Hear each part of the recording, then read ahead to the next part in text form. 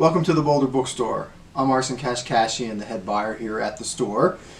And we are now open. You can come in and browse our stacks from 12 to 6 every day. So we've just opened a couple days at this point and people seem to be enjoying it. We ask everybody to wear a mask and we ask that you enter through the Pearl Street door and exit through the children's room door. I want to talk about a few books this week. A few that came out just on Tuesday and a few that are a little older but I think are worthy of notice. The first one is Surviving Autocracy by Masha Gessen. Gessen has won the National Book Award, is well known for writing about Russia, totalitarian Russia, and studying Russian autocracy up close. Gessen brings that eye to what makes an autocratic government to what's been happening in the United States. Right after the election, Gessen wrote an article that went viral about surviving in an autocracy, how to manage. So now 3 years later, looking back on all that's happened, and Gessen has some comparisons to the consolidation of power in Russia by Putin, but also just looking at all the little catchphrases and the ways that we've been coerced.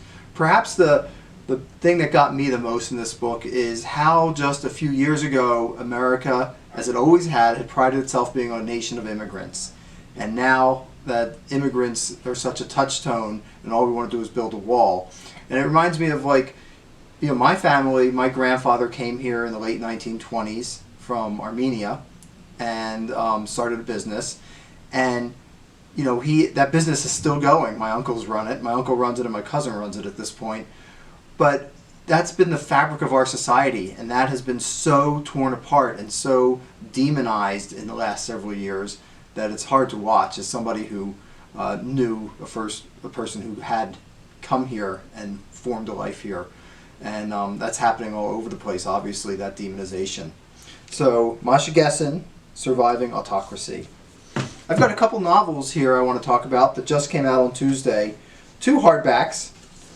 One is called Burning by Megha Majumdar, and this is an Indian novel. It's a debut. Seeing so much great writing coming from India. A couple weeks ago I recommended another novel from India. And in this one, a young Muslim woman is accused of a terrorist act. And I don't know if, you know, with everything that's going on in the news, obviously it's hard to follow everything, but there's been a lot of upheaval and repression of Muslims in India going on for the past couple of years that's been accelerated by the Modi government. And so this story is told in three different voices. One is the accused, and then there's two other voices. One is somebody who actually she would be an alibi for the person who's accused. And another is somebody who is very invested in her being guilty. And so it's told it sprawls and it's kind of epic-like, but at the same time it's told in kind of quick chapters with these three first-person points of view. It's a very rewarding book. Next one is The Vanishing Half by Britt Bennett. Britt Bennett wrote The Mothers. She is a young African-American writer. And in this novel, it takes place between the 1950s and 90s, and it's about two twins in the South, two African-American twins, and they run away from home when they're 16, two sisters. And one of them comes back to the small town, but the other one, they're very light-skinned, passes for white in California, never telling her husband even that she grew up as an African-American.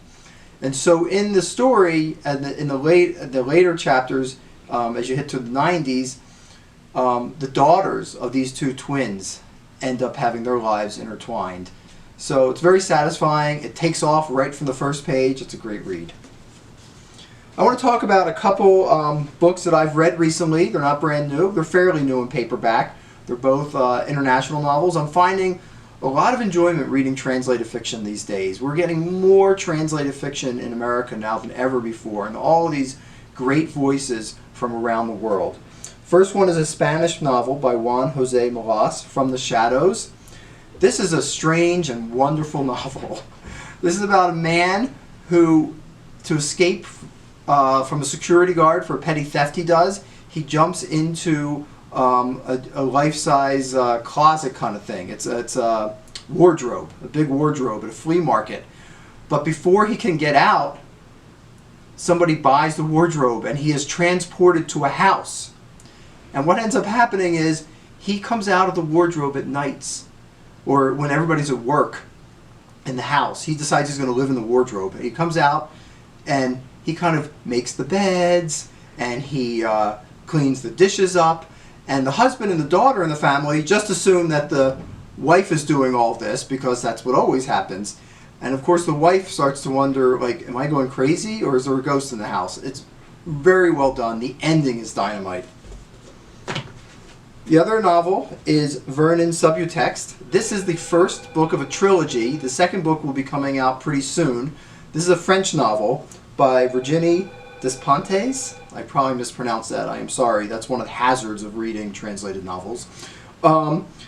This is about a record store owner who has fallen on hard times, as you can imagine, because record store owners often have fallen on hard times because with the way the music industry has gone. And he is now kind of couch surfing from friend's house to friend's house. He's basically homeless. He had been supported because one of his dear friends had been a rock star, but he has died from a drug overdose. There's nothing left in the will for Vernon, and so Vernon is now hopping from couch to couch in Paris, and you're getting all this great history, and you're seeing the city of Paris. It's kind of an ode to Paris and all its grittiness, not kind of the tourist Paris that we would normally see in America.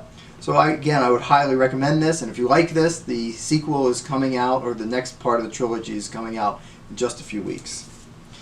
Last, I felt I would be remiss not to talk about a book that addresses everything that is going on, not everything, but the civil unrest and the Black Lives Matter and the protests that are going off. And I was particularly struck at how fast the president wanted to label the protesters terrorists, and particularly Antifa, but I'm sure people think that the protesters in general are terrorists is a common thing.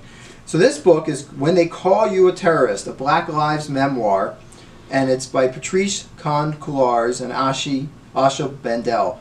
They're founders of Black Lives Matter. They were inspired to found the movement after Trayvon Martin's killing.